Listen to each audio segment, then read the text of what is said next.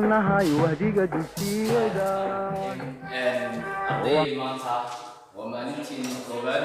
waxaynu ku bilaabaynaa casharkeena maanta kasii bilaabaynaa sida hore inuu joogtay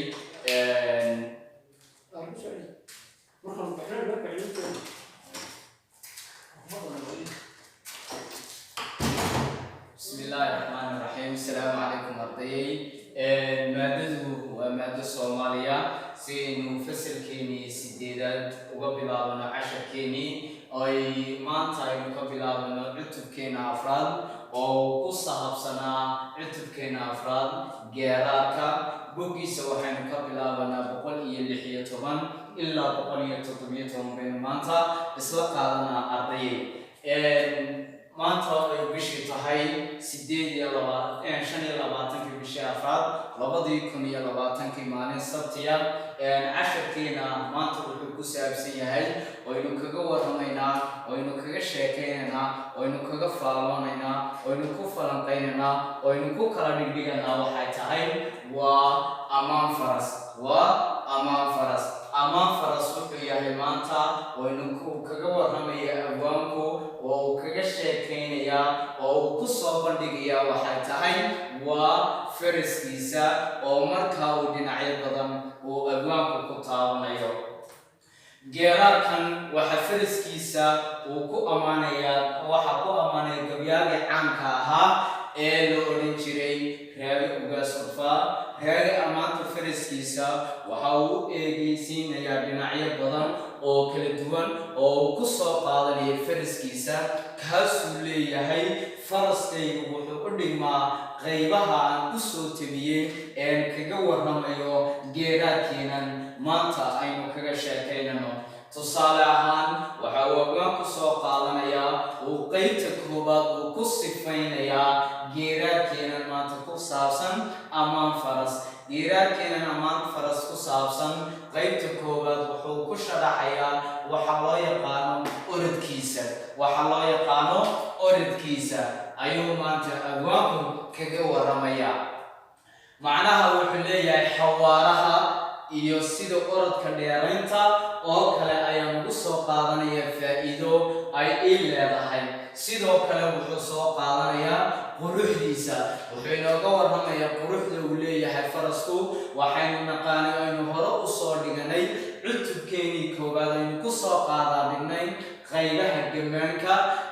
fardaha noocyadooda magacaantooda faraska ay Soomaalidu ugu jeclaan jirtay waxyaabaha qalabka la saaro faraska waxyaabaha meelaha la saaro faraska waxa loo yaqaano sidoo kale maanta amaan faraskani waxa uu kaga warramayaa abwaan raagi ugaas urfaa quruxdiisu ka sheekaynaya qaybta kale ee amaantiisa sidoo kale wuxuu soo qaadanayaa dhaqanka uu farasku leeyahay iyo sida uu u dhaqmayo faraskiisu marka uu raagi ugaas la socdo iyo marka kale ay hawl ku jiro ama wax qabad ku jiro ama wax loo baahan yahay ama meel loo dirayo sidoo kale waxtarkiisu ka sheekaynaya waxtarka uu u leeyahay faraska raagi ugaas ee uu ugu jiro meel habboon sidoo kale wuxuu soo qaadanayaa feejignaanta sida uu ugu digtoon yahay faraskiisu ee markasta digtoonaan ugu jiro haddii iyagoo socod ku jira wax soo gaadhaan ama lasoo weeraro ama shay kale isagoo meel jooga uu ugu feejigan yahay ee markasta uu u digtoon yahay faraskiisu sidoo kale wuxuu ku ammaanayaa faraskiisa firfircoonaantiisa sida dhaqsaha leh ee marka wax loo diro ama meel socod loo geliyo siduu u firfircoon yahay ee uu dhaqsada markaaba waxa uu qabanayo iyo dhinacyo kale oo la mid ah intaas iyo inka badan ayuu abwaanku ku sii ammaanayaa geeraarkiisan amaan faras wuxuu ku bilaabayaa geeraarkan qaafiyadiisuna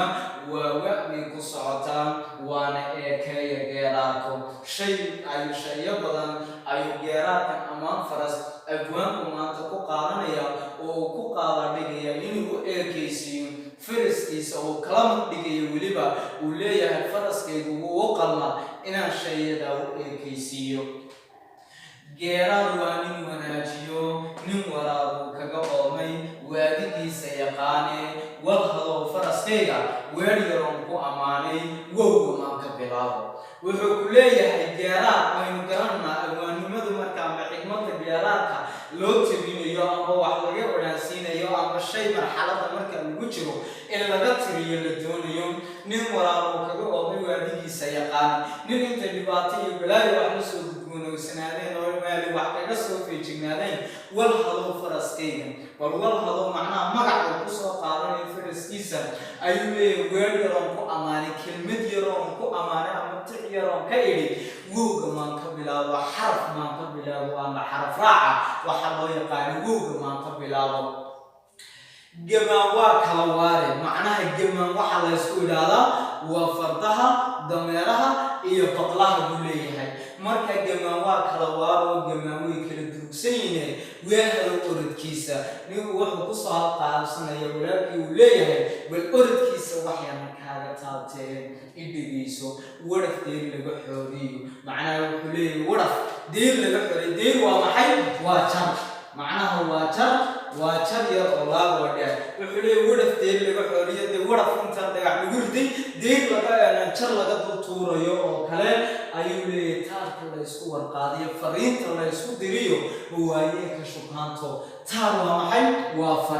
waa fariin muwaayeenka shubhaanto wanaag loogu qabtaayo macnaha lagu maamulayo de si wanaagsan loo maamulayo ayuu leeyahay abwaanku wanaag loogu qabtaa weeraxow camalkiisuna bal camalkiisa iyo wixiisu siduu yahay han kaaga sheekeeye waraabkaan u kaxeeyo isagoon weli laacin anigoo wada mooye ninkii haanta ka waabshiyo weli iska garab jooga wuxuu ku leeyahay waraabka markaan u kaxeeyo macnaha daanka aan u kaxeeyo isagoon weli laacin oon ku foorarsan weli anigoo wada mooye oo daba socdo oo dee wada moojiye ninkii haanta ka waabsha haanta macnaha shayga biyaha lagu siinayo ninkii ka celiyo buu leeyahay weli iskaa garab jooga ee ballayga ceelka garab taagan wurwurdu ku diyaar buu leeyahay haraati iyo wax isdawayaal ku dilayaay wiil qoodhan miyaayo xiniisiiba miyaa weenaasho dhaqsihiisuna sida markaaba dhaqsihiisuna uu wax u soo kala jeedinayo ma wareega libaaxa ma sida libaaxa oo kale oo intuu neef ka wabsiiyo uu neef cantuuga macnaha maxay wab waa cantuugo macnaha intuu neef ka wabsiiyo cantuuga markaa uu ka buuxsado wid haddii la yidhaahdo tag la yidhaayo laga celiyo unkaalidu boodka oo markaaba dhinacu boodiyo dhinacu istaagay buu leeyahay dadka waaminaya iyo dadkana iska celinaya iska kor istaagaya ardayda geeraadkeena maanta ama faras intaasaynu kusoo koobaynaa oynu ku qaadan digana maanta waxa uu abwaanku faraskiisa uu kaga sheekaynayo ee uu kaga warramayo taasoo uu doonayo inuu ugu soo tabiyo bulshada oo macnaha faraskiisa uu uga sheekeeyo fardaha kale waxa uu kaga duwan yahay ama waxyaabaha kale ee uuna kala midka ahayn fardaha hore kaasoo ammaantiisa uu ku qaada dhigayay abwaanada ugaas wafaa oo geeraarkan maanta sidaa kaga sheekaynayo oo uu yahay geeraarka ciwaankiisuna